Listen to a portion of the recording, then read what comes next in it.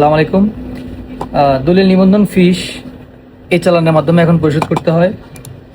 পরবর্তীতে আমরা পে অর্ডারের মাধ্যমে টাকা জমা দিতাম। তো পে অর্ডারে টাকা জমা দেওয়ার মাধ্যমে হতো কি, পে অর্ডারের টাকাটা পরবর্তীতে সেটি ব্যাংকের মাধ্যমে গিয়ে ক্যান্সেল করে টাকাটা ব্যাক পাওয়া যেত। কিন্তু বর্তমানে এই চালানের মাধ্যমে সরকার টাকা জমা নেওয়ার সিদ্ধান্ত নিয়েছে, সকল সরকারি ফি।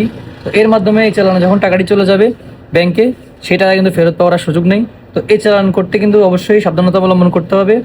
এই চালান করার জন্য সর্বপ্রথম আমাদের ওয়েবসাইটে চলে আসতে হবে। এই চালান, এখানে দেখতে পাচ্ছেন, এই চালান টাইপ করবেন গুগলে টাইপ করার পর প্রথম যে ওয়েবসাইটটি চলে আসবে সেটিতে ক্লিক করবেন। আসার পর এখানে দেখতে পাবেন রাজস্ব প্রাপ্তির প্রতিবেদন প্রণয়ন, পাসপোর্ট ফি, এনবিআর জমা, সকল কোডে জমা। তো দলিল সাবমিশন ফি দেওয়ার জন্য দলিল রেজিস্ট্রেশন যে ফি সেটি দেওয়ার জন্য সকল কোডে জমা দিতে হবে। তো সকল কোডে জমাতে আমরা ক্লিক করলাম। এখানে এক নম্বরে সকল সিলেক্ট করা আছে। প্রতিষ্ঠান কোডের এখানে আমরা যেই প্রতিষ্ঠান কোড আমাদের সেটি দিয়ে দিব। প্রতিষ্ঠান কোড বলতে যার যে অফিসের যে সাবরেজিস্ট্রি অফিস, যার যে উপজেলার অফিস, সেই উপজেলার একটি কোড নাম্বার থাকবে সাবরেজিস্ট্রি অফিসের, সেটি দিয়ে দিবেন। দিয়ে দেওয়ার পরে সেই অফিসটি শো করবে। আমার এখানে সাবরেজিস্ট্রি অফিসের কার্যালয় চিতোষী দিয়ে দিলাম। এবং আমি কোন খাতে টাকাটা জমা দিব, এখানে দলিল নকল চার্জ আছে, দলিল নিবন্ধন ফি আছে। তো আমি এখানে দলিল নিবন্ধন ফি দিয়ে দিলাম।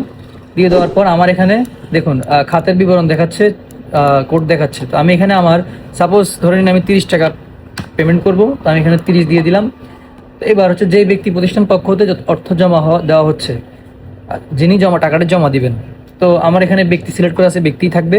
তো এখানে জাতীয় পরিচয়পত্র অপশন আছে। তো এটি এখন বর্তমানে বন্ধ আছে। দেখুন এখানে লেখা আছে এই সার্ভিসটি সাময়িকভাবে বন্ধ আছে। জাতীয় পরিচয়পত্র নম্বর এনআইডি ব্যতীত অন্য উপায়ে চেষ্টা করুন। তো আমরা এখানে একটু ভিন্ন উপায়ে অন্যান্যতে চলে যাব। অন্যান্যতে যাওয়ার পর আমি এখানে শনাক্তকরণ নাম্বারের এখানে আপনার এনআইডি নাম্বার দিয়ে দিবেন। আমি আমারটা দিয়ে দিচ্ছি। নামের এখানে আপনার নাম দিয়ে দিবেন। আমি আমার নাম দিয়ে দিচ্ছি, দেখাচ্ছি জাস্ট। এরপর ঠিকানা দিয়ে দিবেন।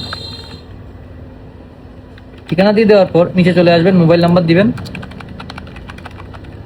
এবার আপনারা 5 নাম্বার দেখতে পাচ্ছেন, অর্থ পরিশোধের বিবরণ, online banking, mobile banking, card payment, যার যেই অপশনে পেমেন্ট করতে ইচ্ছা হয় সেখান থেকে করে দিবেন। তবে অবশ্যই চেক করবেন ফোনে বা আপনার ওই ব্যাংকিংয়ে ওই টাকাটা আছে কিনা। তারপর মোবাইল ব্যাংকিংয়ে চলে যাবেন। আমি মোবাইল ব্যাংকিংয়ে দিচ্ছি। তো এখানে বিকাশ সিলেক্ট করে দিব। মন্তব্যের এখানে চাইলে মন্তব্য দিতে পারেন, নাও দিতে পারেন, আপনার ইচ্ছা। এখান থেকে সংরক্ষণে চলে যাবেন এবং হ্যাঁ দেওয়ার পর দেখছেন বিকাশের অপশন চলে আসছে। আমি এখান থেকে প্রসেসে চলে গেলাম। যাওয়ার পর আমি এখানে মোবাইল নাম্বার দিয়ে দিব। মোবাইল নাম্বার দিয়ে দেওয়ার একটা কোড আসবে, আপনি কোড দিয়ে দিবেন। আমি আমার কোডটি দিয়ে দিচ্ছি এবং আপনার পিন দিয়ে দিবেন। পিন দিয়ে দেওয়ার পর ভেরিফিকেশন সাকসেসফুল হয়ে গেছে। এখন আমার চালানের ফর্মটি আমার কাছে চলে আসবে। একটু সময় লাগবে দেখুন। তো আমার এখানে আমার চালান ফর্মটি চলে আসছে। তো এটাকে আমি ডাউনলোড করতে পারবো, চাইলে এখান থেকে প্রিন্টও করতে পারবো। তো আমি আগে ডাউনলোড করে নিচ্ছি। তো দেখতে পাচ্ছেন আমার এখানে চালান ফর্মটি ডাউনলোড হয়ে গেছে। এখন আমি এখান থেকে এটি প্রিন্ট করে নিব। তো এভাবে আমরা দলিলের চালান পেমেন্ট করতে পারি। তো আশা করি সবাই বুঝতে পেরেছেন। কেউ যদি কোথাও কিছু বুঝতে অসুবিধা হয় অবশ্যই আমাকে কমেন্ট করুন, কমেন্টে জানাবেন।